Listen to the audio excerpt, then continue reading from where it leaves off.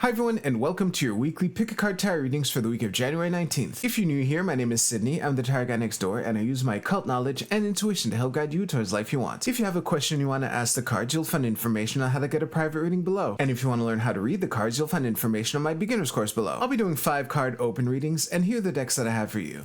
We have the Tarot of the Divine with Sunstone, the Tarot de Marseille with Aquamarine, and the Astro Matrix Tarot with Tourmaline.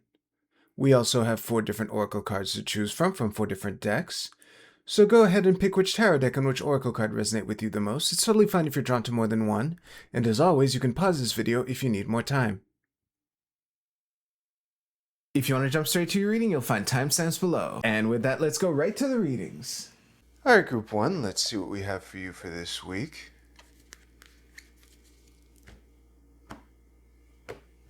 As is customary with this deck, I'm going to name each card. So we have the Ace of Wands reversed. This is the 7 of Cups reversed. The 8 of Wands. The Sun. And in the middle we have the King of Swords. The bottom of the deck is the Hierophant reversed. So this should be pretty good. Ooh, yeah, look at that.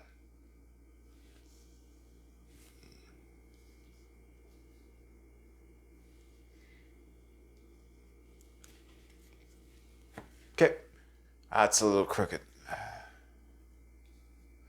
That'll do. All right, I'll see you right now.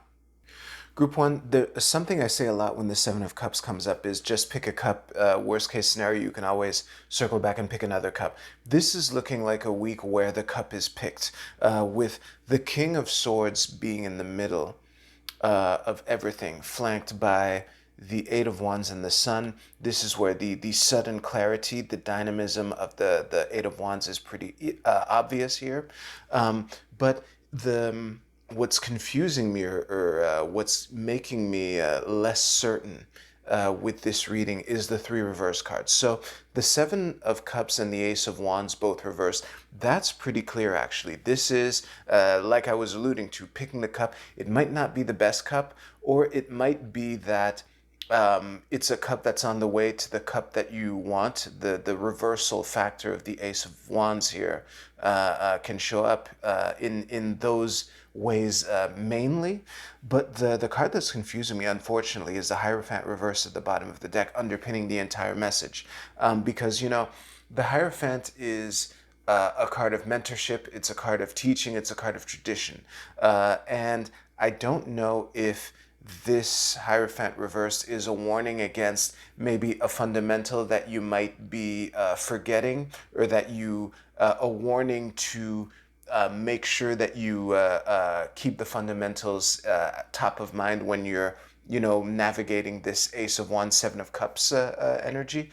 It could be a clue that you're breaking with tradition. Maybe that's what's required for some of you. And yeah, those are the 2 main ways that I would see it. It's either a warning to not forget about remember your training and you'll come back alive, or an invitation that to break the mold and reinvent yourself, or to reinvent the way that you do it, because this is a King of Swords, you know. The theory should be on lock for this week, but it's this Hierophant here that's confusing me. But all in all, I think that the clarity and levity and dignity that is alluded to the Sun is a very good omen, which is in the reading proper. All in all, it's looking like a good week, really, and I'm struggling to come up with an ending, so I'll just end it there. If you liked your reading, please give this video a like, and you can use the timestamps in the description below to jump ahead to your oracle card reading.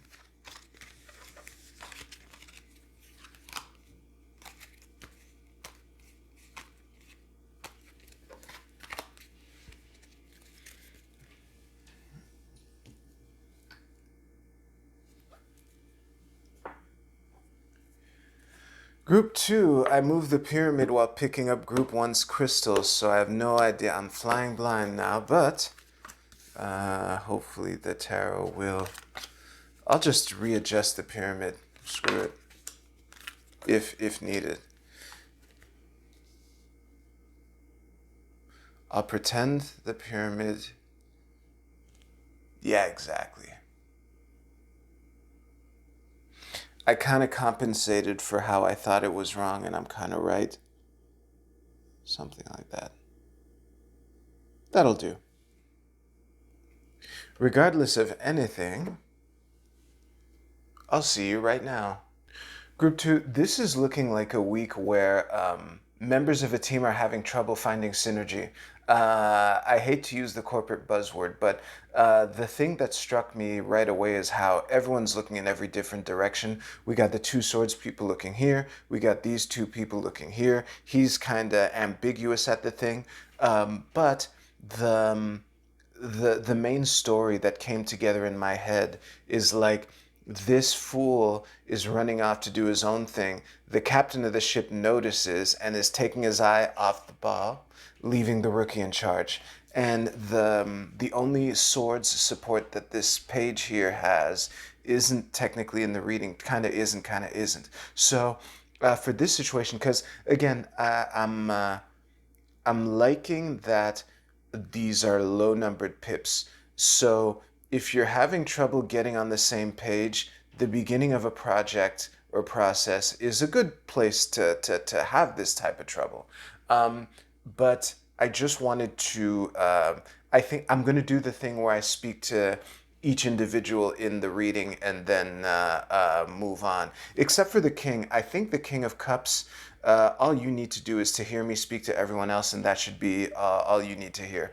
For the Queen of Swords, make sure you're there for your page.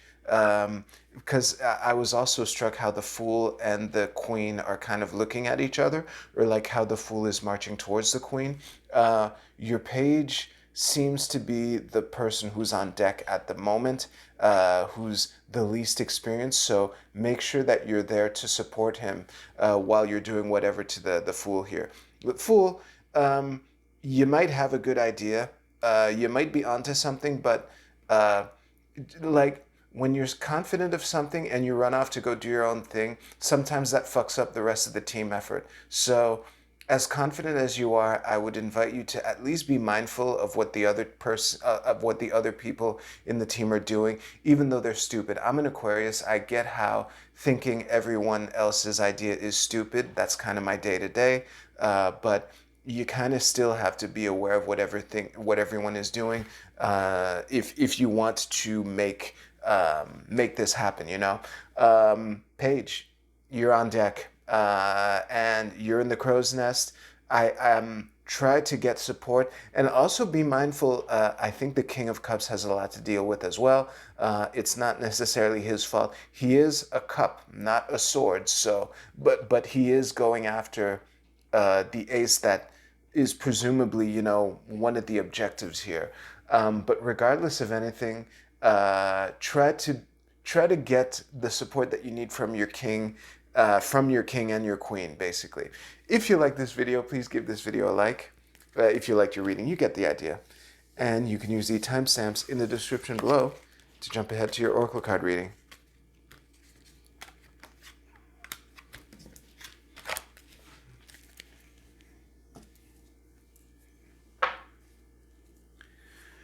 Group 3, let's see what we have for you for this week.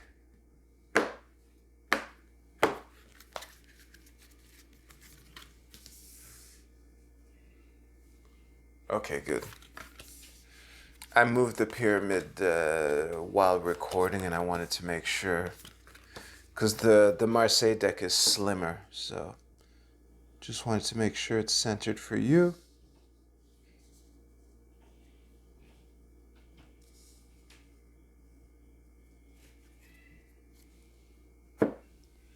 Oh, yeah, it's a little crooked.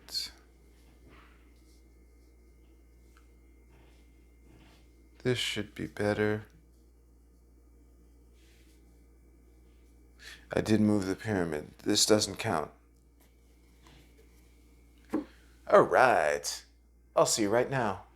Group 3, I almost feel bad framing this reading as more of a cautionary tale because all in all, it's looking really good. But my eye is drawn to the two reversed coin court cards here. One of them is at the bottom of the deck, underpinning the entire message. Also, right next to this upright ace of coins here. But like, if we look at just these four cards, it's really cool. You know, when the four of cups and the Hierophant are the most negative cards in the message, how bad can it be, you know? And we have the Sun and an Ace of Coins filling out the roster, if we will. This is looking really nice. However, the courts who are of the element of this ace are both reversed. So this is like, I was thinking while paused, professional athletes play hurt all the time, and they often play well.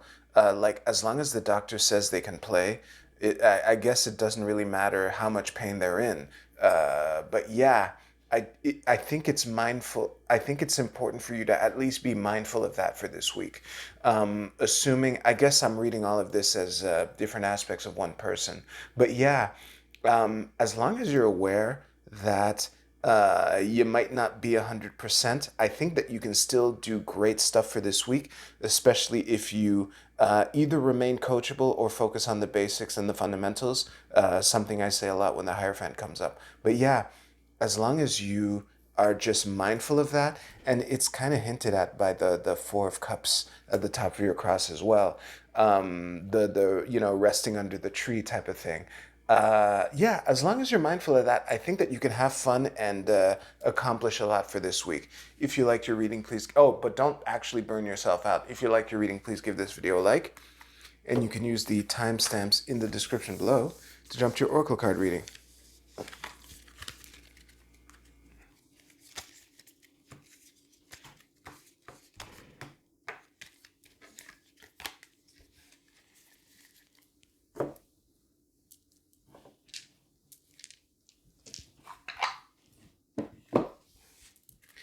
All right, let's see what the Oracle card portion does. This should be decent. Yeah, look at that.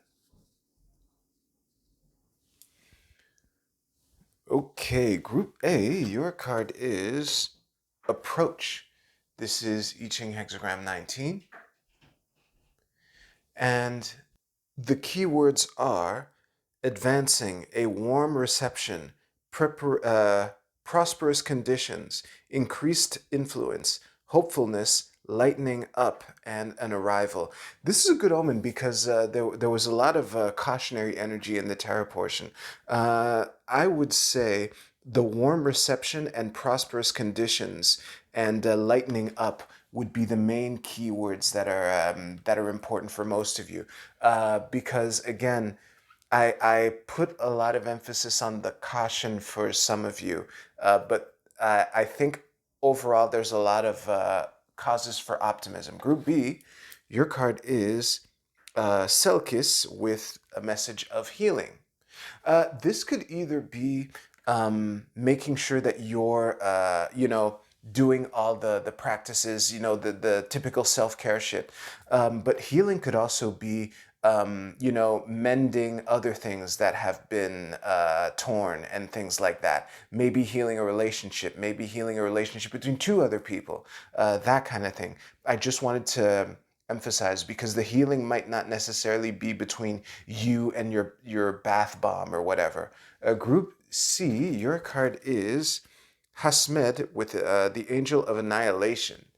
Don't read too much in the name of the angel. I read this deck a little differently. Let me look at it. Yeah, like I stopped myself from saying when I turned over this deck, because I pulled this card before. Um, I emphasize the light coming on from on high and the little feet that are shooting in all sorts of different directions here. I would say that this is an invitation to be, well, for this week, to be mindful of the higher purpose that you're serving, and also an invitation to a nod that you might need to be more flexible than you usually are. You might have to stretch yourself a little thin, but if you keep the higher purpose in mind, it's kind of how you can, you know, as long as the North Star is in the sky, then at least you know what direction you're heading in. Group D, your card is the Sun in Pisces, Vision. Gonna take this in for a moment. Yeah, I think I'm going to read it the straightforward way. This is about the holding that vision, holding your big why. I think that can be the key for you to really how can I say this? It's the key for you to prioritize what's important and what's not for this week. I said something very similar to Group C, but yeah, the big why is the thing for you to hold for this week. And I think I will leave everything at that. Thank you very much for watching. If you like this video, please give this video a like. I hope you have a great week. Take care. I'll see you soon.